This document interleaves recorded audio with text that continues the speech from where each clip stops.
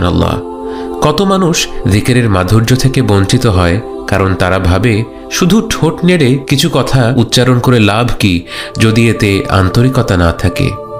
এই ব্যাপারটিকে একটি আধুনিক পার্সপেক্টিভ মনে হলেও ঠিক এই চিন্তাধারাকে উদ্দেশ্য করেই 700 বছরেরও আগে ইবনে আতাইল্লাহ রাহিমাহুল্লাহ আমাদের উপদেশ দিয়েছিলেন, ওয়াফলাতাকা আন ওয়ুজুদি যিকরিহি আশাদ্দু মিন ওয়াফলাতিকা ফি ওয়ুজুদি যিকরিহি।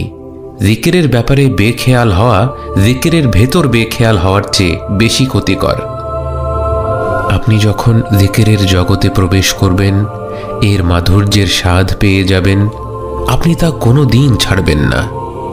চারপাশের মানুষ যখন দুনিয়ার ব্যস্ততায় মত্ত, গাড়ি বাড়ি ধন দৌলতের পেছনে অবিরাম ছুটছে, তখন আপনি যদি নিজেকে সেখান থেকে সরিয়ে নিয়ে এসে আপনার সৃষ্টিকর্তার স্মরণে কিছুটা সময় কাটাতে পারেন, তাঁর তাসবিহ পাঠ করেন, তাঁর প্রশংসা করেন, তাঁর কাছে দোয়া করেন এবং কৃতজ্ঞতা প্রকাশ করেন, আপনি অন্তরে যে প্রসন্নতা অনুভব করবেন তা আর কোনো কিছুর সাথেই তুলনা হয় না। ভেবে দেখুন, এই পৃথিবীতে আপনি টাকা পয়সা দিয়ে সবচেয়ে আনন্দদায়ক কোন জিনিসটা কিনতে পারবেন? এবার কল্পনা করুন, ফজরের নামাজের পর যখন ধীরে ধীরে পূর্বাকাশে সূর্যের কোমল আভা ছড়িয়ে পড়ছে, পাখিদের কলতানে মুখরিত হয়ে উঠেছে প্রকৃতি, এক অপার্থিব স্নিগ্ধতা ছেয়ে আছে চারিপাশে, আর আপনি একাকী বসে আপনার রবকে স্মরণ করছেন।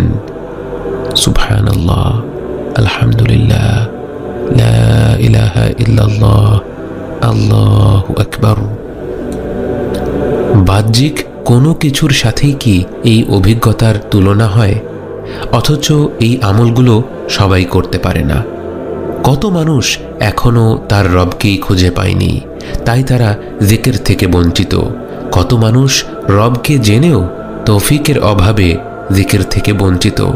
আর কত মানুষ এ কারণে জিকির থেকে বঞ্চিত যে তারা এক ধাপেই অতি আধ্যাত্মিক কোনো অভিজ্ঞতা পাওয়ার আশা করছে, অথচ আল্লাহর নৈকট্য লাভ করতে হবে ধাপে ধাপে, বহু সাধনার পর। আল্লাহই আমাদেরকে বেখেয়ালিভাবে জিকির করা থেকে মনোযোগ সহকারে জিকির করার তৌফিক দান করবেন এবং অবশেষে তাঁর তৌফিক পেলেই আমরা পরিপূর্ণ আন্তরিকতার সাথে জিকির করতে সক্ষম হব। কিন্তু এ তো এক দীর্ঘ যাত্রা, যে যাত্রার মাধ্যমে আমাদের গোটা অন্তর পরিবর্তন হয়ে যাবে।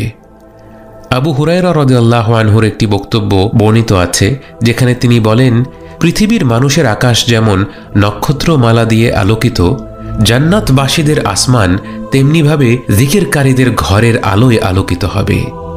সুবহানাল্লাহ। ওমর বিন আব্দুল্লাহ আল মাদানী রাহিমাহুল্লাহ বলেন, কিয়ামতের দিবসে যখন মানুষ প্রতিটি আমলের প্রতিদান দেখতে পাবে, তারা জিকিরের চেয়ে বেশি সওয়াব আর কোনো কিছুতে দেখতে পাবে না, এবং মানুষ তখন আফসোস করে বলবে, জিকিরের চেয়ে সহজ আর কি বা ছিল। সত্যি ভেবে দেখুন, আর কোন আমল আছে যা আপনি শুয়ে বসে দাঁড়িয়ে চলাফেরার সময় কাজের ফাঁকে সব অবস্থায় করতে পারবেন? হয়তো কাজটা এতটা সহজ বলেই আমরা অনুধাবন করতে পারছি না এর পুরস্কার কতটা বিরাট। অথচ একভাবে চিন্তা করলে আমাদের গোটা অস্তিত্বের উদ্দেশ্যই হলো জিকির, কারণ জিকির হলো আল্লাহকে স্মরণ করা, তাঁর নৈকট্য লাভ করা। বান্দার জন্য তাঁর রবের নৈকট্য লাভের চেয়ে উত্তম কাজ আর কি হতে পারে? রমাদান মাসের শেষ প্রান্তে এসে আমরা যেন দৈনিক জিকিরের একটি অভ্যাস করে তুলতে পারি, যা আমরা রমাদানের পরেও চালিয়ে যাব, আমৃত্যু চালিয়ে যাব। পবিত্র কোরআন পাঠ করা হলো শ্রেষ্ঠ জিকির, যা আমাদের প্রতিদিন অন্তত কিছুটা সময় ধরে করা উচিত। আমাদের আগের একটি ভিডিওতে আমরা সালাওয়াতের ফজিলতের কথা বলেছিলাম। সকাল এবং সন্ধ্যার জিকিরে রয়েছে অপরিসীম কল্যাণ। আমাদের জীবনের প্রতিটি মুহূর্তেই জিকিরের দরজা খোলা এবং প্রতিটি বান্দাই আমন্ত্রিত। আমাদের জীবন হলো একটি তাসবিহের মতো, এর এক একটি মুক্ত হলো আমাদের এক একটি নিঃশ্বাস। যেদিন শ্বাস ফুরিয়ে যাবে সেদিন এই জীবন শেষ হয়ে যাবে। এই সীমিত নিঃশ্বাসগুলোকে আল্লাহর জিকিরের মতো মহিমান্বিত আমলের পেছনে ব্যয় করার চেয়ে উত্তম আর কিছু কি হতে পারে? সুবহানাল্লাহ।